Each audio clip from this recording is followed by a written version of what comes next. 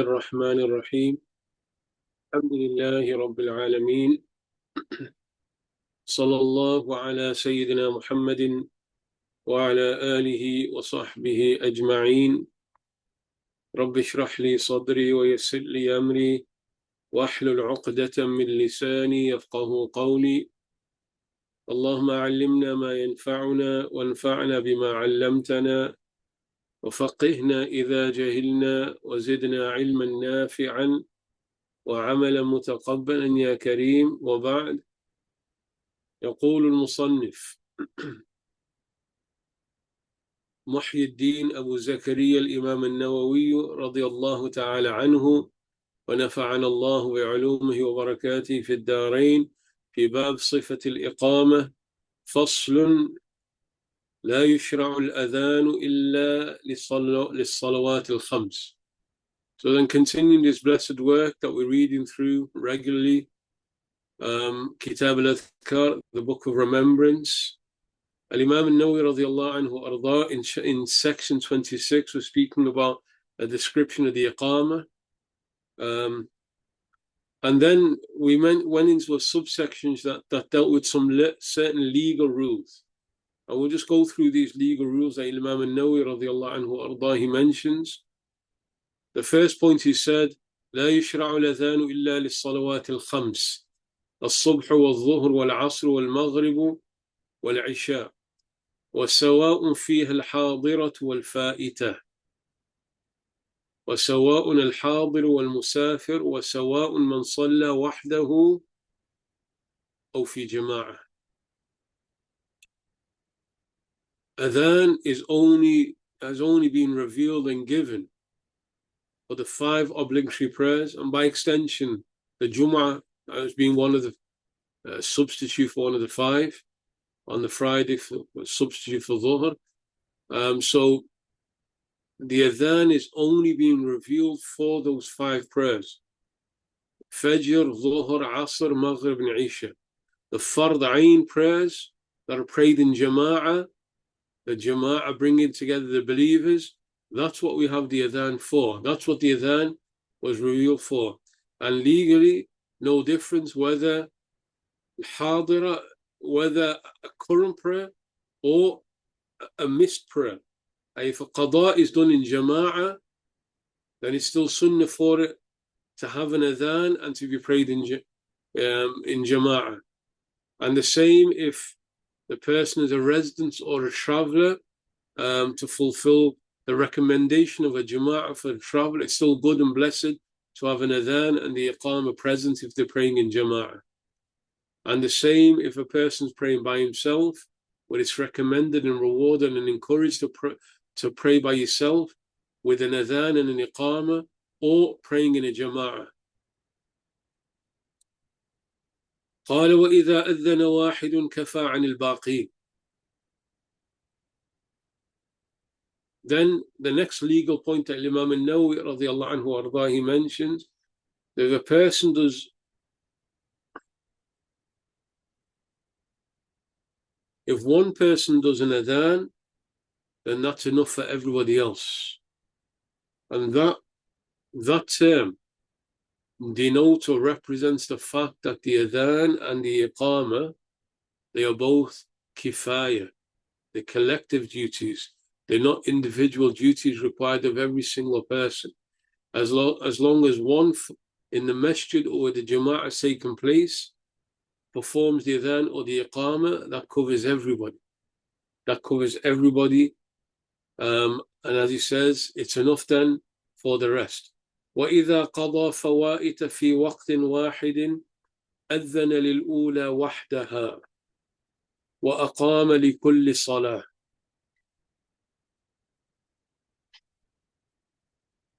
And and if a person or a group of people were doing qada of a number of prayers, then the sunnah, as the Prophet instructed Sayyidina Bilal radiallahu anhu on one of the days of Khandaq, the battle of the ditch, where during the day the attack from the unbelievers was so intense they couldn't pray their Dhuhr nor their Asr nor their Maghrib. And so when it dies down in night time, and Nabi Sallallahu Alaihi Wasallam gathers them to do qada of Dhuhr, Asr, and Maghrib, and instructs Sayyidina Bilal radiallahu anhu to do an adhan, and then to do the iqamah. Then he Sallallahu Alaihi Wasallam leads them in qada of Dhuhr, then the iqamah, then Asr, then the iqamah, then Maghrib, then the iqamah, and then they pray the Isha in its time. So Nabi Sallallahu Alaihi Wasallam instructed them one adhan that covers all the prayers, and then an iqamah for each of the prayers. So if there's a group of people who together have missed a prayer and they're praying in jama'ah, when they're making up the missed prayers in the same time, so they do the adhan for the first one, and then they do the iqamah for every single one after that, as was done by Sayyidina Bilal radiallahu anhu on the instruction from the Nabi al-Mahbub sallallahu alayhi wa sallam. وإذا جمع بين الصلاتين أذن للأولى وحدها وأقام لكل واحدة. And then he speaks according to the Shafi'i madhab and the madhab, the school of the majority, about combining prayers.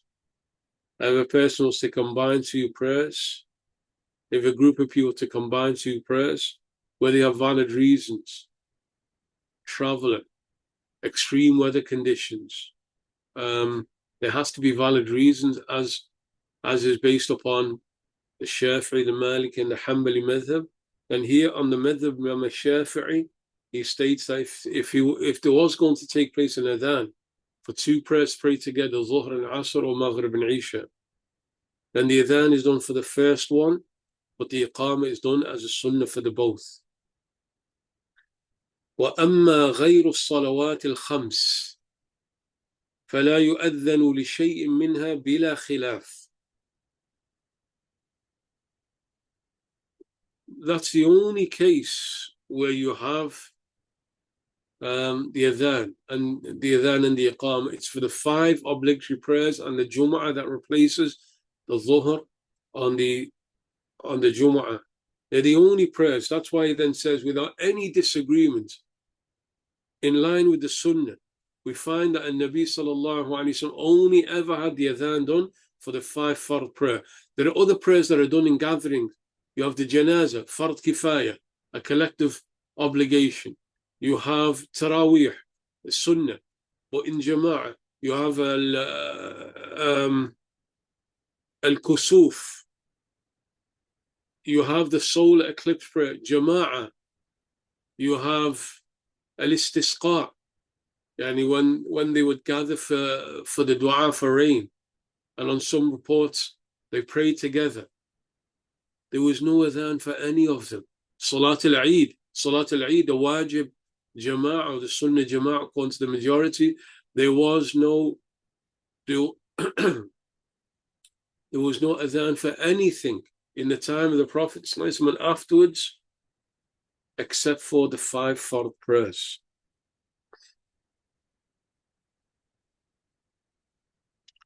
So anything other than the 5 fard prayers, there is no adhan. There is no adhan for them without any disagreement. ثم منها ما يستحب أن يقال عند إرادة صلاتها في جماعة الصلاة جامعة مثل العيد والكسوف والاستسقاء، ومنها ما اختلف فيه كصلاة التراويح والجنازة، والأصح أنه يأتي به في التراويح دون الجنازة.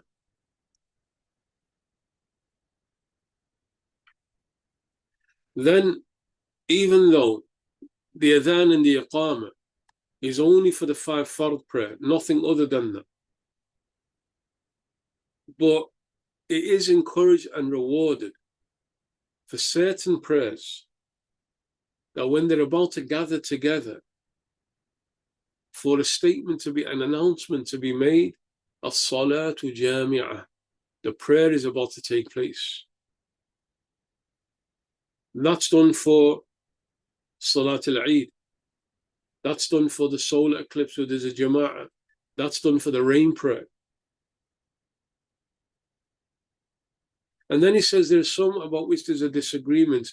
Is a statement even made or not? Like Taraweeh prayer, like Janazah prayer. And he says, according to the Shafi'is, and this is kind of in line with the Hanafis, that it is good to say that for the Taraweeh prayer. The common practice is just the Imam, as he's about to stand for Taraweeh, Salat Taraweeh, Rahimani wa Rahimakumullah. They just state that Taraweeh is taking place, may Allah have mercy on me and you. But for Janazah, there's nothing. There's nothing. There is no announcement whatsoever. The Janazah, Imam just stands up, usually because of people not knowing the rules of Janazah. He will explain what happens in the Janazah, and then the Janazah will start without any need for any announcement. فصل ولا تصح الإقامة إلا في الوقت وعند إرادة الدخول في الصلاة.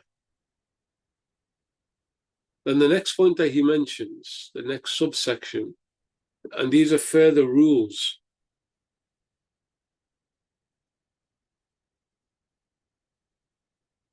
is that Iqamah is only valid if the time is entered, the prayer time is entered.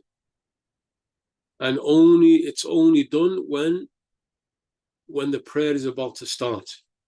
The Fard prayer is about to start. If there's a significant gap, you do the Iqamah and then you get busy, occupied with other things, then the Iqamah is done again. Then the Iqamah is done again. So there shouldn't be a significant gap between the Iqamah and the Jama'ah.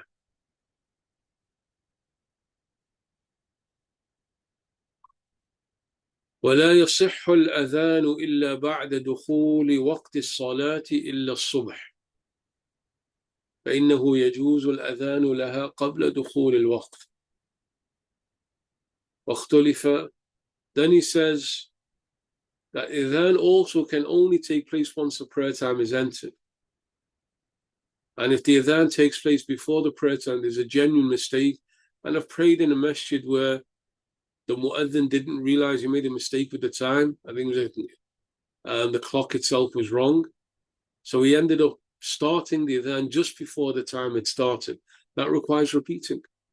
That's not a valid Adhan unless the time has entered. Now here, based on the Shafi'i madhab, and here the Hanafis disagree on this, said except for the Fajr. Except for the Fajr. In Medina to Nabi sallallahu alayhi wa sallam, there was a nighttime adhan. And Nabi sallallahu alayhi wa sallam would tell the companions when it's Ramadan, لا يغرنكم أذان بلال. Don't be fooled by the adhan of Bilal, which was before Fajr had come in. So he's telling them just to be careful with the early adhan and the later adhan. So there was an adhan that used to happen, but it was not for the Fajr. The Fajr adhan would take place within the Fajr time. But here on the view of the Shafi'is, Imam al-Nawawi states it's allowed to have the adhan of Fajr before Fajr is actually entered. Abu Hanifa disagrees with that. With all prayers without exception, the time must have entered. واختلف في الوقت الذي يجوز فيه والأصح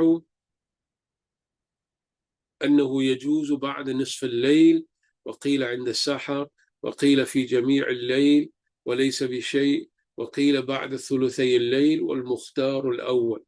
Here Imam al-Nawawi then mentions different views with the Shafi'is as to what's the first time, what's the accepted time that the adhan before Fajr, for the Fajr can be done. On the view of the Shafi'is, he mentioned a number of views. There's the most correct view being anything after the middle of the night, it's valid. Another view that's mentioned with the Shafi'is, at the end the Sahar, pre-dawn, the last third of the night. A third view that he mentioned can be done at any time during the night, but then in Nawawi radiallahu anhu says, even with the Shafi'is, laysa bishay, that's nothing, that view is not considered. Then the fourth view that he mentioned, after 2/3 of the night has passed, these are all opinions within the Shafi'i madhab as to when the adhan for Fajr can happen before Fajr has come in. Then he says, wal mukhtar al-awwal, the chosen view is the first one, that half the night must have passed. Then the final point that he mentions on these rules of adhan and iqamah, faslun وتقيم المرأة والخنث المشكل ولا يؤذنان لأنهما منهيان عن رفع الصوت. He says a woman and what's termed in Sharia as al-khunth al-mushkil, the problematic hermaphrodite where it's not known. This is usually operated on at birth. Well, this is a person who's born with both genitalia, both private part, where it's not known whether that person's a male or a female. That's termed in Sharia as al-khunth al-mushkil, the problem hermaphrodite. So he says the woman can do the iqam, and the khunth al-mushkil can do the problematic hermaphrodite can do the iqam. That's what he states. The Hanafis, they state on the madhab of Abu Hanifa, the woman does not. It's makruh. It's severely disliked for her to do. However, one of my teachers, blessed teachers in Damascus, Sheikh Muhammad Jumu'ah, Hafidhahullah Ta'ala, when I asked him this question directly about a woman praying alone at home, can she read the Iqamah? And he said she can do it quietly. Because the prohibition is about raising the voice. He said she can do quietly. وَلَا يُؤَذِّنَانِ but they don't do the adhan. A woman does not perform the adhan because women are forbidden from raising their voices. Raising their voices, particularly in worship. In acts of worship, they're forbidden from doing so, and that's why it's considered makruh tahrim, severely disliked, such that even if there's a woman's at home, for example, with her husband or mahram, with related males, and they're praying in jama'ah, should she do the adhan is required to be repeated. It's required to be done again, and it will not constitute a valid adhan. باب ما يقول من سمع المؤذن والمقيم. Then chapter 27, responding to the adhan and the iqamah. What you say when the mu'adhin does the adhan and the iqamah. Inshallah ta'ala, on Wednesday, إذا أحيانا الله ta'ala, we'll read from that. Alhamdulillahi Rabbil Alameen. Sallallahu ala Sayyidina Muhammadin wa ala alihi wa sahbihi ajma'in. For those online, inshallah, the next class will be in 5 minutes' time.